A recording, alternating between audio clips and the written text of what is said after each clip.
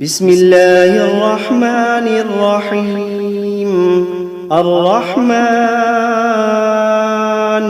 علم القرآن، خلق الإنسان علمه البيان.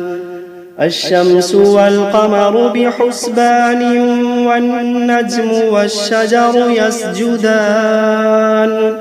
والسماء رفعها ووضع الميزان، ألا تطغوا في الميزان.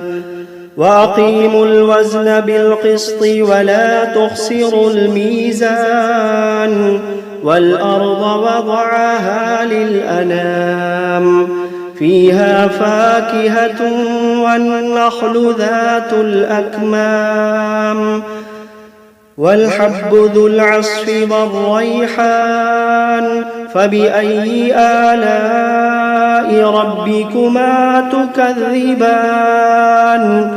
خلق الإنسان من صلصال كالفخار، وخلق الجان من مارج من نار.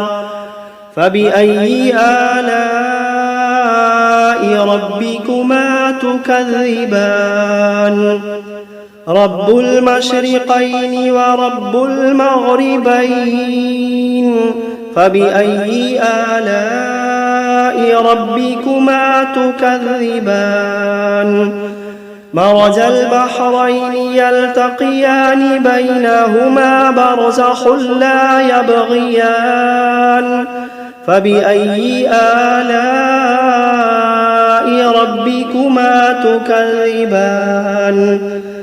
يخرج منهما اللؤلؤ والمرجان.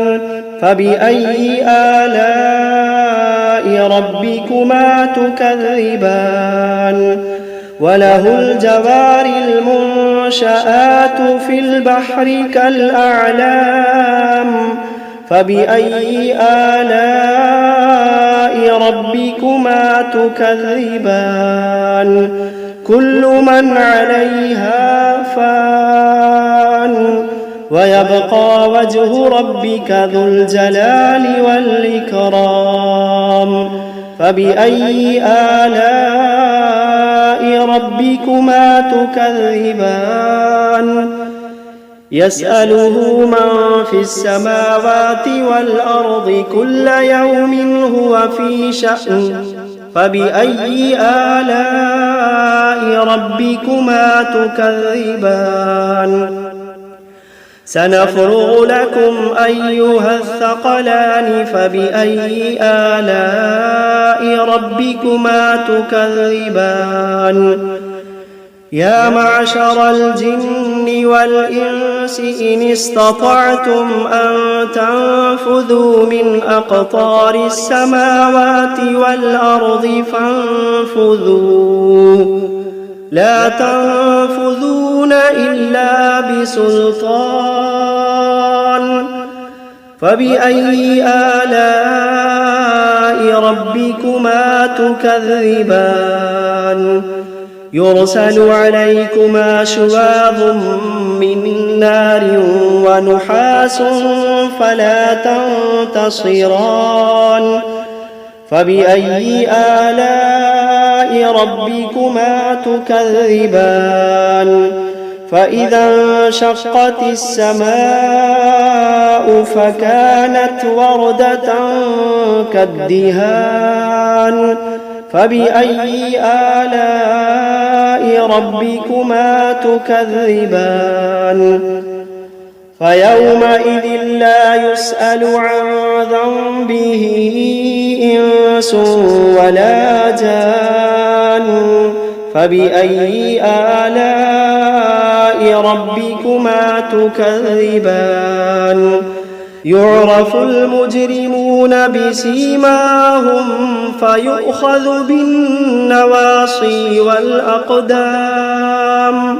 فبأي آلاء ربكما تكذبان؟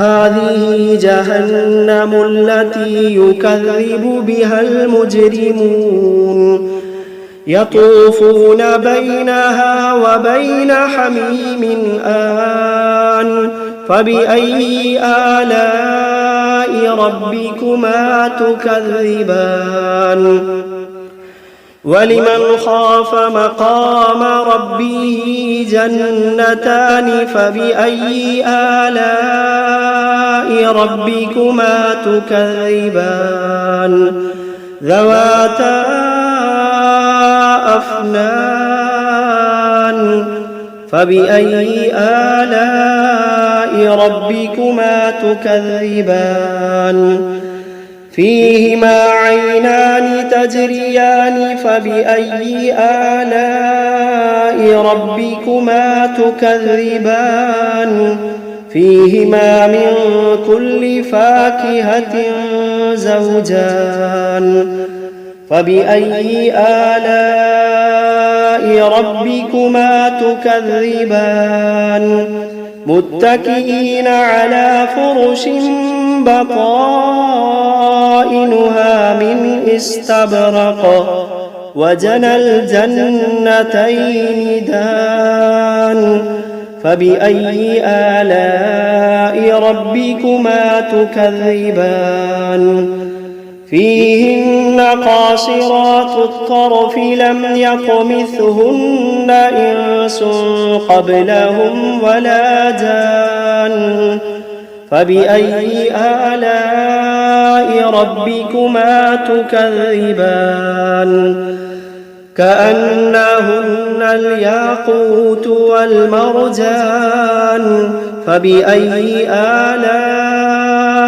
ربكما تكذبان هل جزاء الإحسان إلا الإحسان فبأي آلاء ربكما تكذبان ومن دونهما جنتان فبأي آلاء ربكما تكذبان مدهامتان فبأي آلاء ربكما تكذبان فيهما عينان نضاختان فبأي آلاء ربكما تكذبان فيهما فاكهة ونخل ورمان فبأي آلاء ربكما تكذبان فيهن خيرات حسان فبأي آلاء ربكما تكذبان حور مقصورات في الخيام فبأي آلاء ربكما تكذبان لم يطمثهن إنس قبلهم ولا جان فبأي آلاء ربكما تكذبان متكئين على رفرف خضر وعبقري حسان فبأي آلاء ربكما تكذبان تبارك اسم ربك ذي الجلال والإكرام بسم الله الرحمن الرحيم تبارك الذي بيده الملك وهو على كل شيء قدير الذي خلق الموت والحياة ليبلوكم أيكم أحسن عملا وهو العزيز الغفور الذي خلق 7 سماوات طباقا ما ترى في خلق الرحمن من تفاوت فارجع البصر هل ترى من فطور ثم ارجع البصر كرتين ينقلب إليك البصر خاسئا وهو حسير ولقد زينا السماء الدنيا بمصابيح وجعلناها رجوما للشياطين وأعتدنا لهم عذاب السعير وللذين كفروا بربهم عذاب جهنم وبئس المصير إذا ألقوا فيها سمعوا لها شهيقا وهي تفور تكاد تميز من الغيظ كلما ألقي فيها فوج سألهم خزنتها ألم يأتكم نذير قالوا بلى قد جاءنا نذير فكذبنا وقلنا ما نزل الله من شيء إن أنتم إلا في ضلال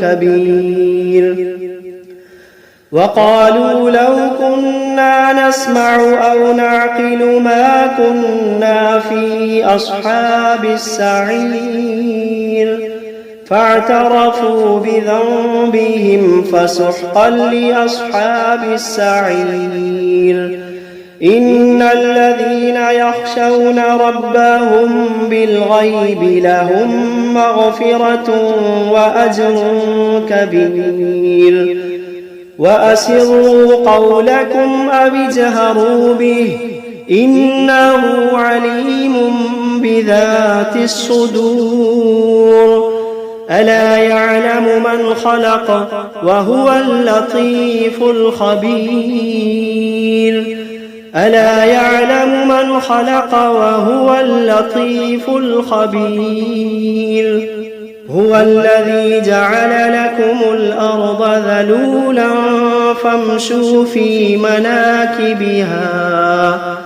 فامشوا في مناكبها وكلوا من رزقه وإليه النشور أأمنتم من في السماء أن يخسف بكم الأرض فإذا هي تمور أم أمنتم من في السماء أن يرسل عليكم حاصبا فستعلمون كيف نذير ولقد كذب الذين من قبلهم فكيف كان نكير أولم يروا إلى الطير فوقهم صافات ويقبضن ما يمسكوهن إلا الرحمن إنه بكل شيء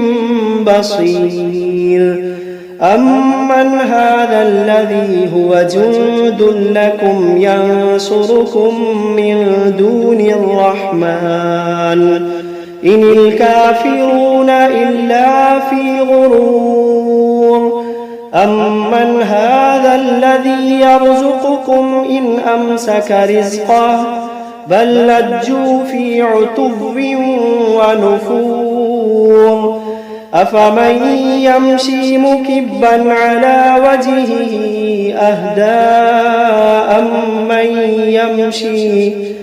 أمن يمشي سويا على صراط مستقيم قل هو الذي أنشأكم وجعل لكم السمع والأبصار والأفئدة قليلا ما تشكرون قل هو الذي ذرأكم في الأرض وإليه تحشرون ويقولون متى هذا الوعد إن كنتم صادقين قل إنما العلم عند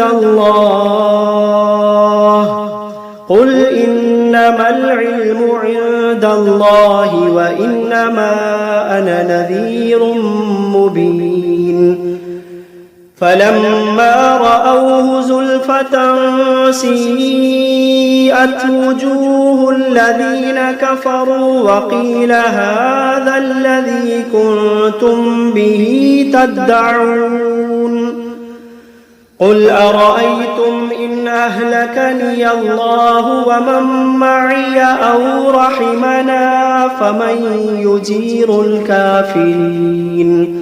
فمن يجير الكافرين من عذاب أليم قل هو الرحمن آمنا به وعليه توكلنا فستعلمون من هو في ضلال مبين قل أرأيتم إن أصبح ماؤكم غورا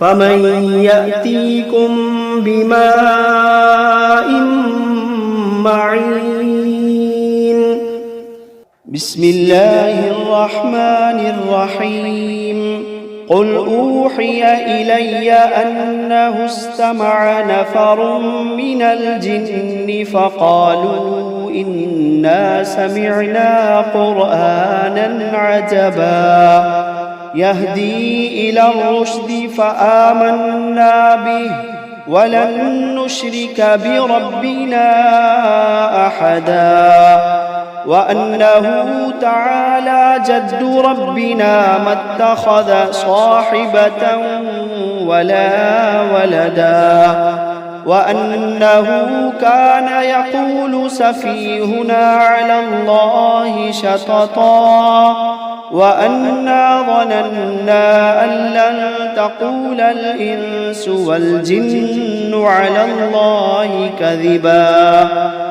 وأنه كان رجال من الإنس يعوذون برجال من الجن فزادوهم رهقا وأنهم ظنوا كما ظننتم أن لن يبعث الله أحدا وأنا لمسنا السماء فوجدناها ملئت حرسا شديدا وشهبا وأنا كنا نقعد منها مقاعد للسمع فمن يستمع الآن يجد له شهابا رصدا وأنا لا ندري أشر أريد بمن في الأرض أم أراد بهم ربهم رشدا وأنا منا الصالحون ومنا دون ذلك كنا طرائق قددا وأنا ظننا أن لن نعجز الله في الأرض ولن نعجزه هربا وأنا لما سمعنا الهدى آمنا به فمن يؤمن بربه فلا يخاف بخسا ولا رهقا وأنا منا المسلمون ومنا القاسطون فمن أسلم فأولئك تحروا رشدا وأما القاسطون فكانوا لجهنم حطبا وأن لم استقاموا على الطريقة لأسقيناهم ماء غدقا لنفتنهم فيه ومن يعرض عن ذكر ربه يسلكه عذابا صعدا وأن المساجد لله فلا تدعوا مع الله أحدا وأنه لما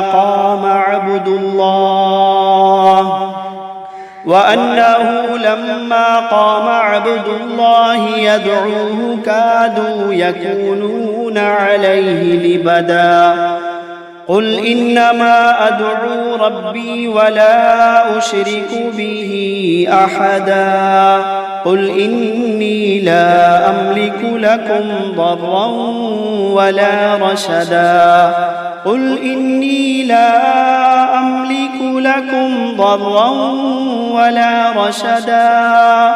قل إني لن يجيرني من الله أحد. قل إني لن يجيرني من الله أحد ولن أجد من دونه ملتحدا إلا بلاغا من الله ورسالاته ومن يعص الله ورسوله فإن له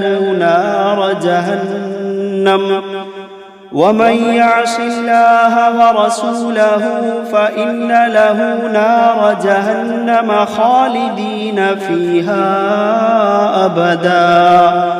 حتى إذا رأوا ما يوعدون فسيعلمون من أضعف ناصرا وأقل عددا. قل إن أدري أقريب ما توعدون أم يجعل له ربي أمدا.